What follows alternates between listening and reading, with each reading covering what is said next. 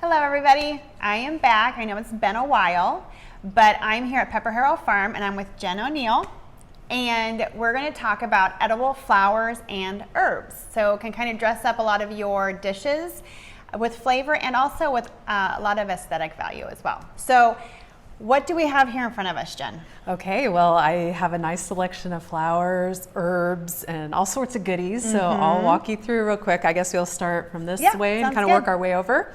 All right, the first thing I have here is lemon basil. We like to grow a lot of herbs to use in our bouquets. So lemon basil is actually a new one for us that we used.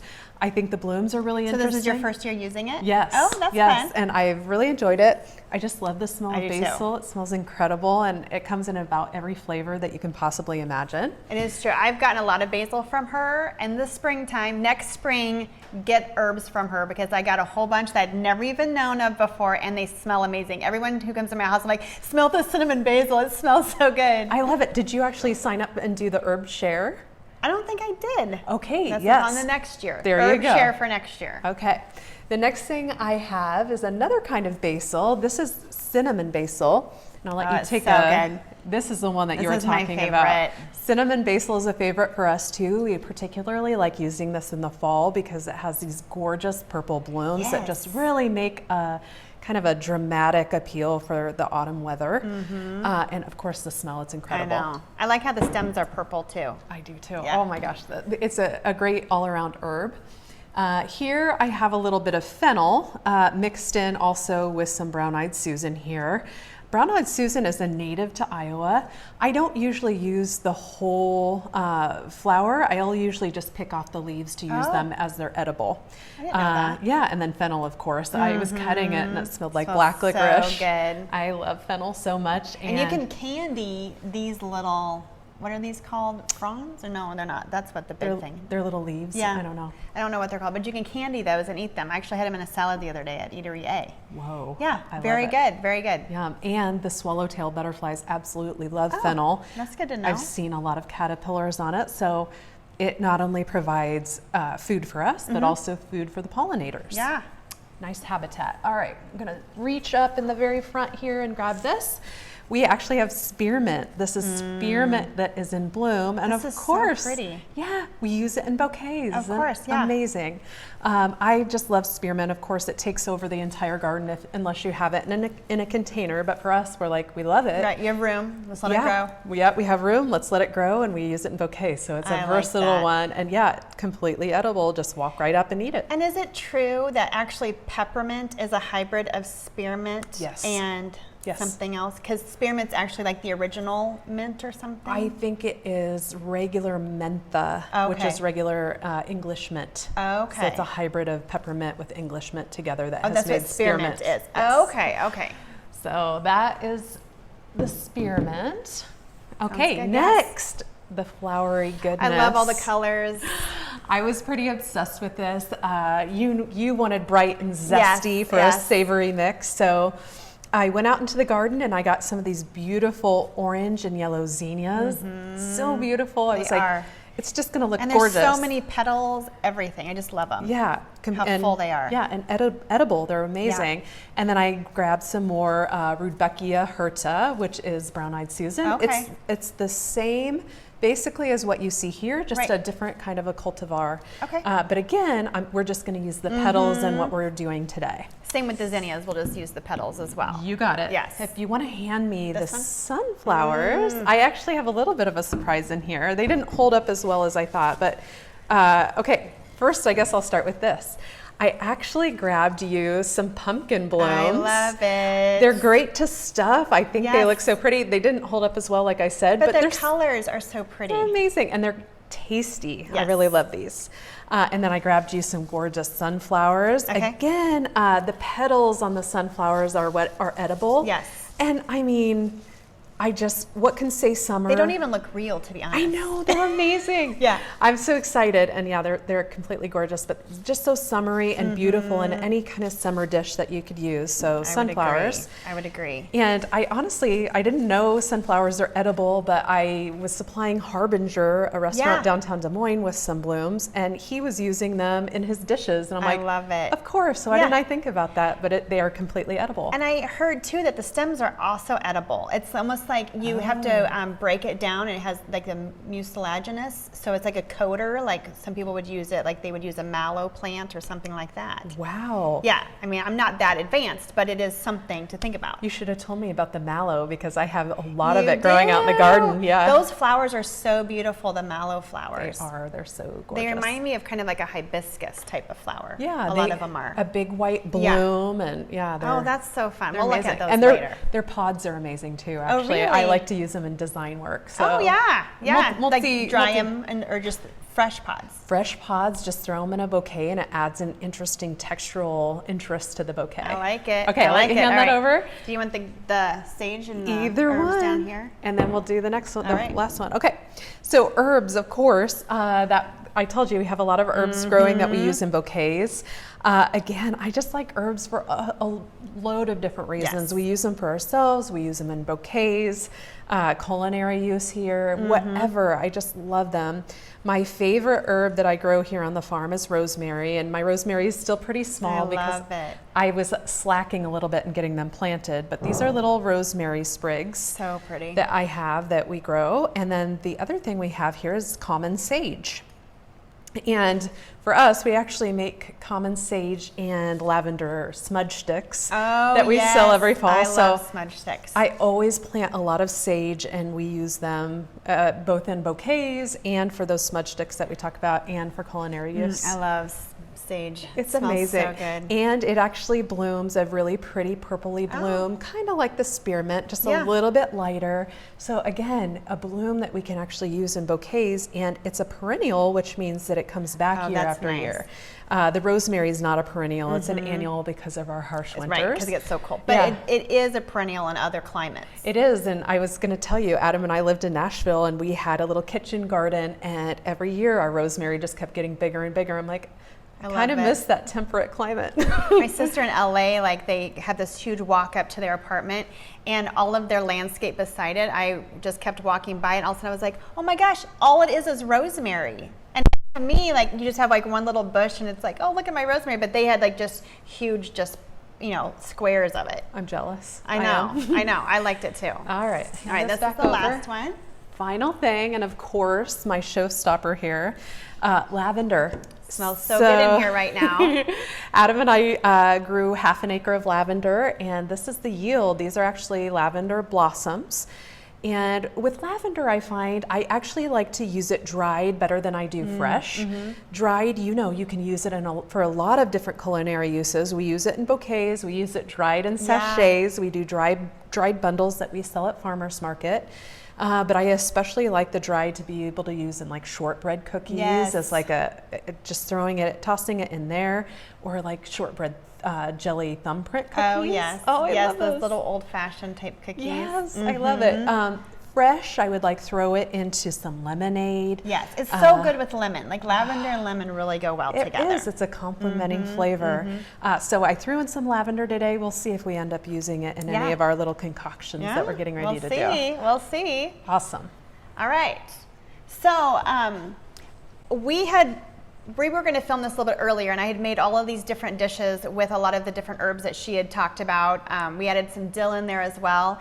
And I had made like some breads and some shortbreads, like she was talking about. Shortbread is a really good one to add in some of those flowers and like the lavender and stuff, because it's just a blank canvas. Right. So you can add whatever you want to. I even added in some snapdragons, because I didn't know those were edible until she gave me some, and I was like, this is so cool. Yep. We don't have those today, but I'll show you some pictures. But what we're going to do today is a very simple, just kind of hors d'oeuvre that you could do for parties.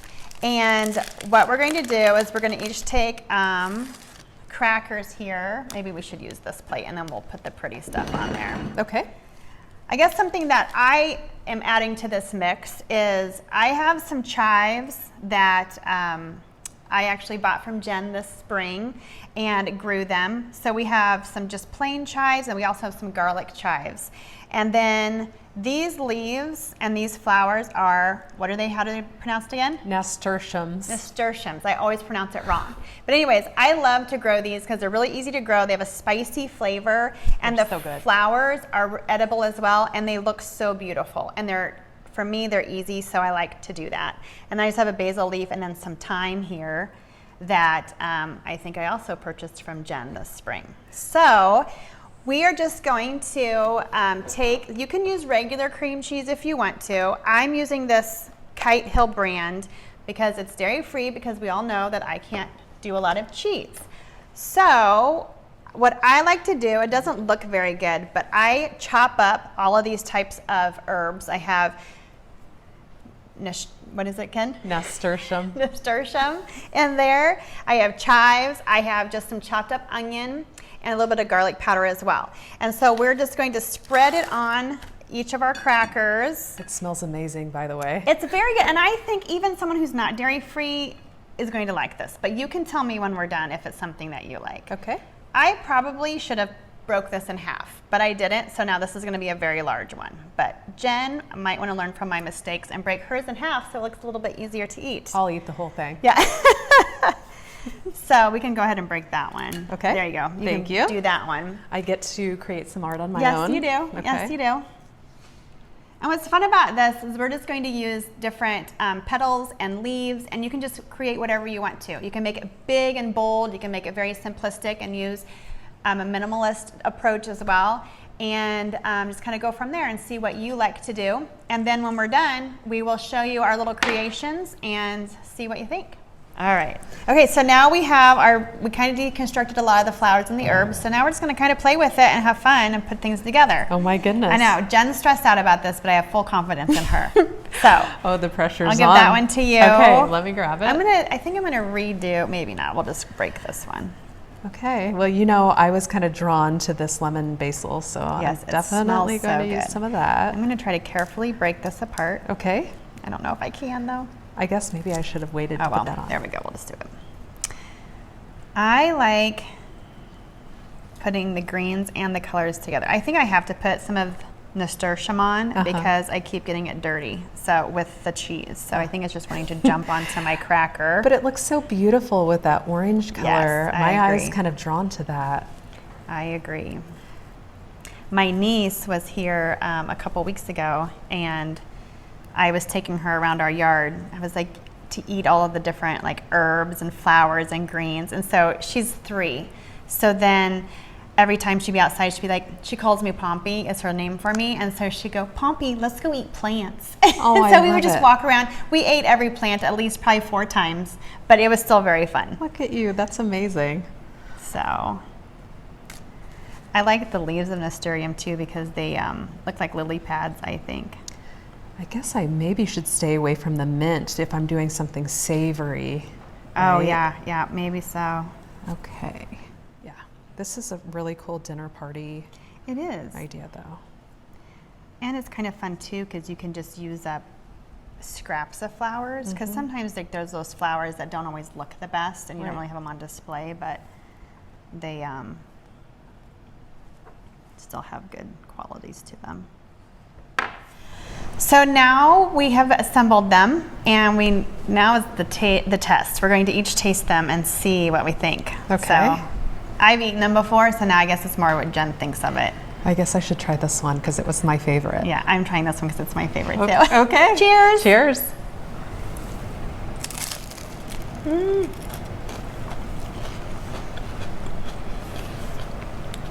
Good. And the flowers have a little bit of a flavor, but nothing too crazy. No, you really pick up the herb, more of the herb flavor.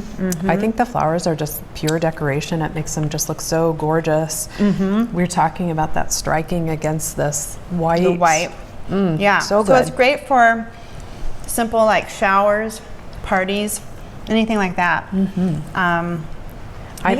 I want to chow mine down, but I'm gonna like No, be I a just lady. chowed mine down. I totally just chowed mine down. After the camera turns off, I'm going in. So anyways, I hope you enjoyed this one today. I had a lot of fun with Jen. Thank you very much. Well, thank you for having me. And if anyone has any, she grows amazing flowers, and you want to make sure if you're going to buy edible flowers that you get them from a reputable dealer, I guess, a grower. Yes. And so you can get a hold of PepperHarrow Farms if you would like to purchase any of them, and she can help you decide maybe which ones, as far as flavor profile or even just look-wise. Absolutely. To reach out to PepperHarrow, if you want to reach out via email, that's probably the best way. Reach out via pepperharrowfarm@gmail.com. All right, have a great day. We'll see you later. All right. Okay, now I'm going in. Yeah. For real. I So tasted the lemon delish. in there, and it was good. Oh, There's some really? lemon. I think there must have been lemon. Oh, Did you put? I took off some of these and I sprinkled them on there. Right, because I was like, I didn't see the basil leaf, but yes. They were good. And the cream cheese, you can't really tell that it's vegan, can you? I can't at all. No, that is but I'm used to it. so delicious. Yeah. So.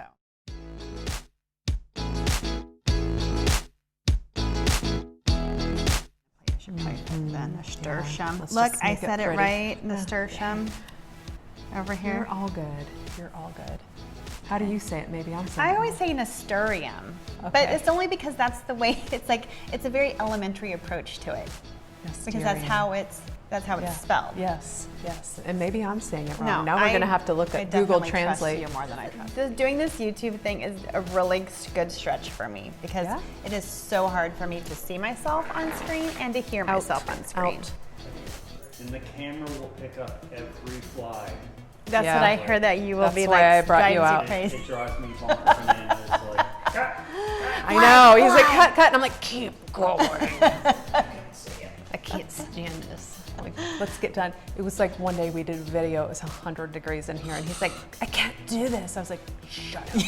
You're like dripping. Like, just keep going. And somebody was like, sure was hot, but you sure had a smile on your face. I'm like, yeah, I learned to smile through the pain. yeah, we were like soaking wet. We were. that's And I so just keep funny. like shooing the flies away. I'm like, hey, that's what they. That's how they do. Yeah.